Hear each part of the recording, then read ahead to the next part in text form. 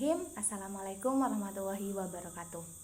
Perkenalkan, nama saya Agustiana Anggraini dengan NIM T20197005. Di sini saya akan menjelaskan tentang materi etnomatematika untuk mengempu tugas mata kuliah etnomatematika dengan dosen pengampu yakni Ibu Dr. Indah Wahyudi MPD. Baik, di sini saya akan menjelaskan tentang etnomatematika, tapi untuk sebabnya saya akan lebih terfokus kepada identifikasi materi etnomatematika pada Masjid Agung At-Taqwa Bondowoso. Pasti teman-teman sekalian penasaran, maksudnya identifikasi pada Masjid At-Taqwa Bondowoso untuk ilmu etnomatematika itu gimana sih? Nah, sebelum saya menjelaskan tentang kenapa saya mengambil subbab seperti itu, maka di sini saya akan menjelaskan terlebih dahulu tentang etnomatematika. Sebelum di etno juga ada. Kenapa sih ada etnomatematika? Saya akan menjelaskan dulu terkait ilmu matematika, etnomatematika, Masjid Agung At-Taqwa. Setelah itu saya akan menjelaskan tentang identifikasi apa yang ada pada Masjid Agung At-Taqwa untuk ilmu etnomatematika itu sendiri, seperti itu. Buat teman-teman yang penasaran, selamat menyaksikan. Baik, di sini saya akan menjelaskan tentang ilmu matematika atau matematika. Matematika adalah mata pelajaran yang sangat jarang digemari oleh mahasiswa, entah itu mahasiswa ataupun siswa, seperti itu. Entah itu dari kalangan SD, SMP, SMA, bahkan di ranah perkuliahan pun banyak mahasiswa yang kurang menyukai tentang matematika itu sendiri. Untuk kalian semua yang suka tentang matematika, kalian adalah orang yang mungkin sedikit mau berpikir ruwet seperti itu ya, karena ilmu matematika ini adalah ilmu yang mengajarkan kita bagaimana cara kesabaran, menemukan sesuatu yang tidak seharusnya kita cari, seperti itu ya. Karena di ilmu matematika kita diajarkan bahwa ilmu matematika itu adalah ilmu yang pasti. Maksudnya meskipun kita menggunakan cara yang katanya orang itu sangat rumit, menurut orang lain, menurut kita kadang juga seperti itu ya, tapi di mana di sana itu kita akan menemukan suatu hasil yang pasti, yang mana itu tidak akan bisa diganggu-gugat lagi. Nah, itu menurut seorang ilmuwan dari Belanda, seperti itu. Atau menurut bahasa Belandanya seperti itu. Tapi di sini saya akan menjelaskan matematika secara lebih spesifik lagi agar teman-teman sekalian bisa mengerti gitu. Apa sih ilmu matematika itu? Kenapa sih kita harus belajar ilmu matematika? Kalau menurut saya pribadi, kalau saya dapat menarik kesimpulan, ilmu matematika adalah ilmu pengetahuan yang logis, yang mana menuntut kita untuk berpikir menalar secara sistematis, kritis, logis, cermat, bahkan kita harus menemukan data yang akurat, seperti itu. Itu adalah ilmu matematika, yang mana mengajarkan kita untuk bagaimana kita mendapatkan data yang akurat, bagaimana kita berpikir untuk cermat, bagaimana sistematisnya, bagaimana tata caranya. Nah, seperti itu. Kenapa matematika itu disebut ilmu pengetahuan yang logis, seperti itu. Ngomong-ngomong tentang matematika, kenapa sih saya menjelaskan tentang matematika? Nah, di awal tadi saya sudah menjelaskan bahwasanya sebelum saya masuk ke ranah etnomatematika, saya akan menjelaskan dulu matematika itu apa. Karena di dalam matematika ini ada yang namanya etnomatematika, seperti itu. Biar kalian itu tidak bingung, etnomatematika tuh berasalnya dari mana sih? Beda nggak sih sama matematika? Nah, etnomatematika ini sama dengan matematika, tapi etnomatematika ini adalah matematika suatu budaya. Maksudnya suatu budaya itu seperti apa? Nah, di sini saya akan menjelaskan gitu.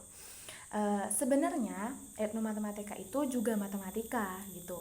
Maksudnya dia itu termasuk matematika, tapi ada di bagian mananya gitu. Nah, matematika itu kan banyak. Ada matematika yang membahas tentang suatu perhitungan, ada matematika yang membahas di ilmu fisika juga.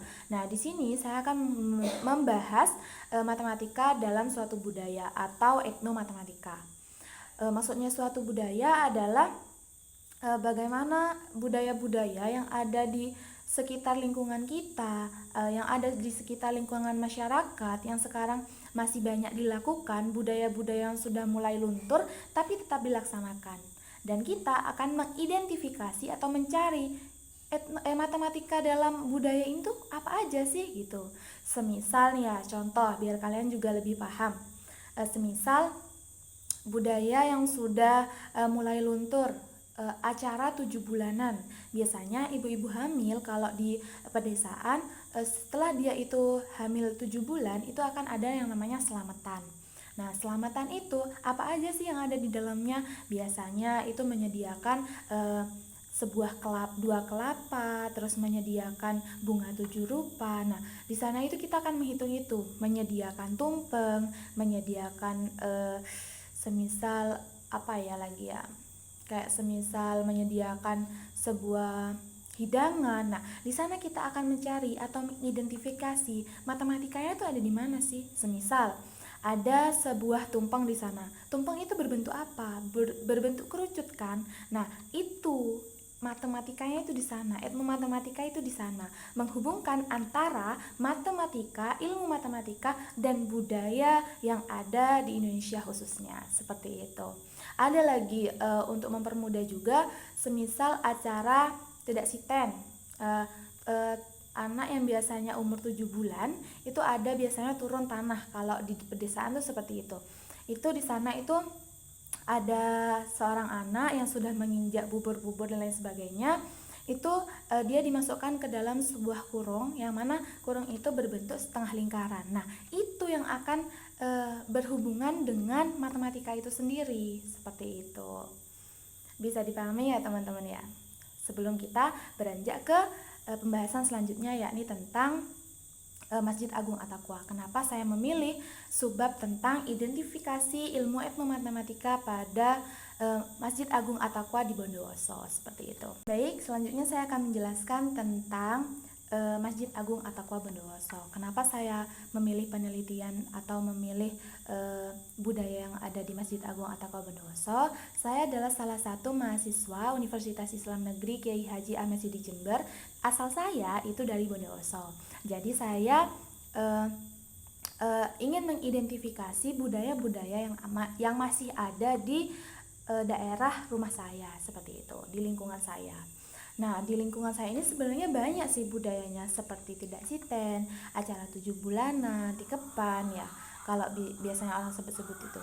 Terus juga kayak ada acara 4 bulanan. Nah, itu ada, tapi kalau menurut saya itu masih lumrah di lingkungan masyarakat saya. Tapi kalau untuk budaya yang sekarang sudah mulai luntur, atau bisa dibilang itu sudah mulai dilupakan, yakni Masjid Agung At-Taqwa Bondowoso. Bukan dilupakan untuk beribadah di sananya ya, maksudnya sejarahnya itu seperti apa, itu yang ingin saya ulas, seperti itu. Nah, di sini saya akan sedikit bercerita tentang Masjid Agung At-Taqwa Bondowoso.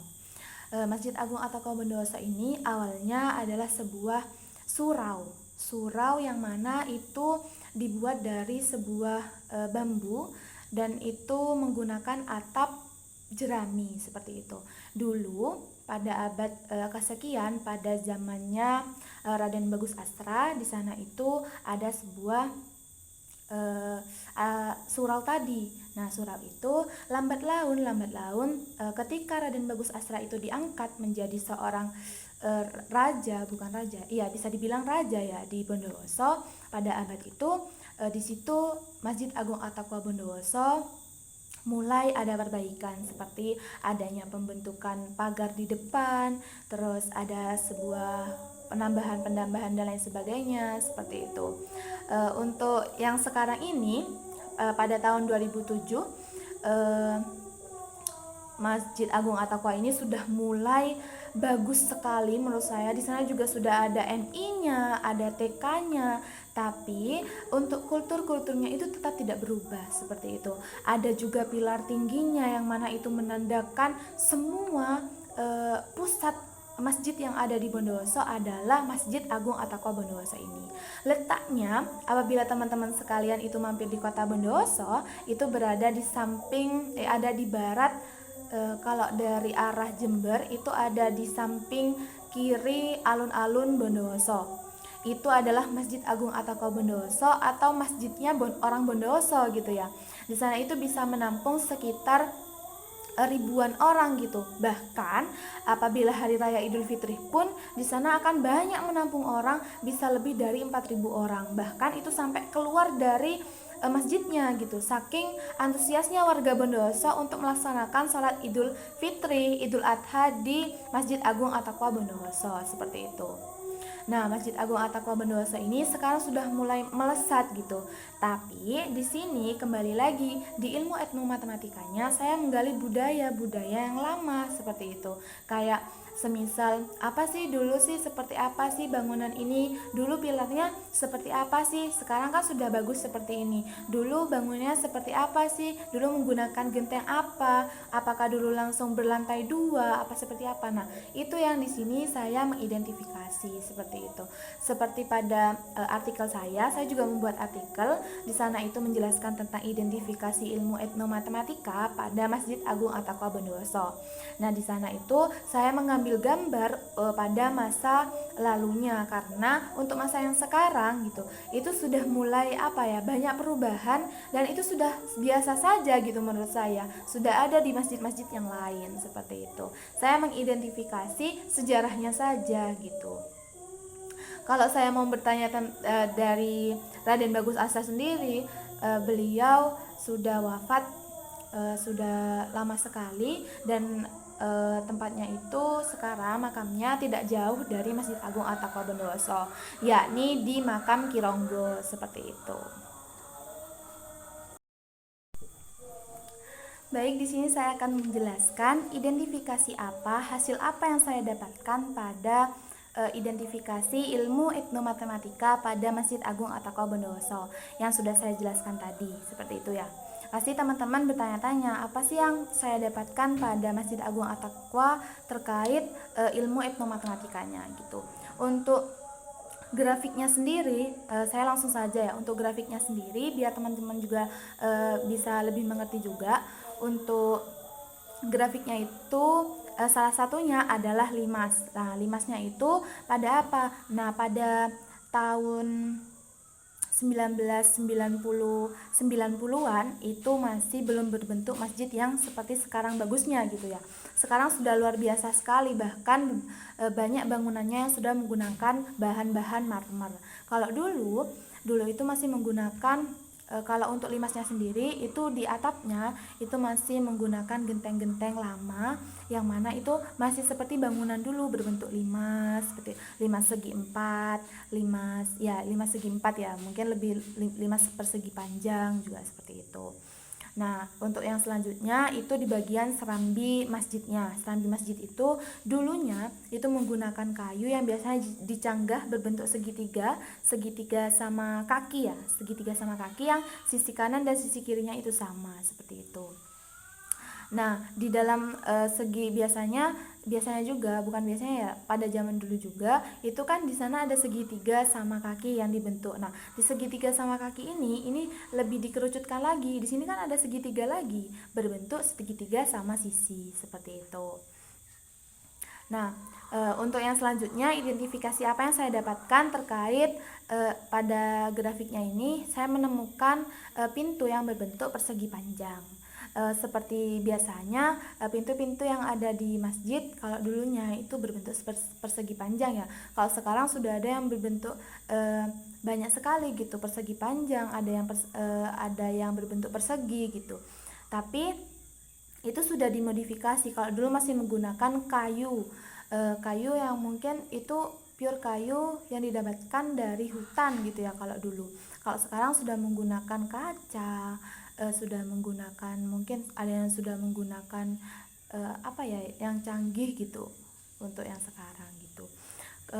Untuk yang selanjutnya yakni berbentuk tabung pada beduknya. Kalau beduk kan rata-rata di mana saja itu memang berbentuk tabung seperti itu ya, tidak perlu saya jelaskan. Kalau di sini mungkin sedikit yang ada pembedanya, di sini tuh itu turun temurun dari baru 2 kali ganti gitu, hebatnya itu baru 2 kali ganti gitu. Dan kabarnya itu dari kulitnya sapi gitu ya, dan beberapa ditambah kulit dari kerbau gitu. Untuk yang selanjutnya di sana itu ada terdapat jam kuno. Jam kuno itu masih jam yang detiknya itu menggunakan kayu, tapi itu ditempel di dinding gitu. Sebenarnya itu nggak pas pure ditempel di dinding ya, tapi itu ada sebuah latarnya, tapi latarnya tuh lebih ke transparan gitu. Kalau dulu menggunakan triplek ya seperti itu masih ada tersimpan, tapi sudah tidak dipajang, melainkan sudah dimuseumkan seperti itu. Nah, untuk yang terakhir ini untuk refleksinya. Refleksinya itu saya dapatkan pada pilarnya. Pilarnya itu pilar yang baru gitu ya. Pilar yang baru itu jika kita bagi dua, maka itu akan membentuk pembagian yang sama, atau hasil sisi kanan dan sisi kirinya itu membentuk atau menghasilkan sebuah pembagian yang sama seperti itu. Itu untuk ilmu grafiknya.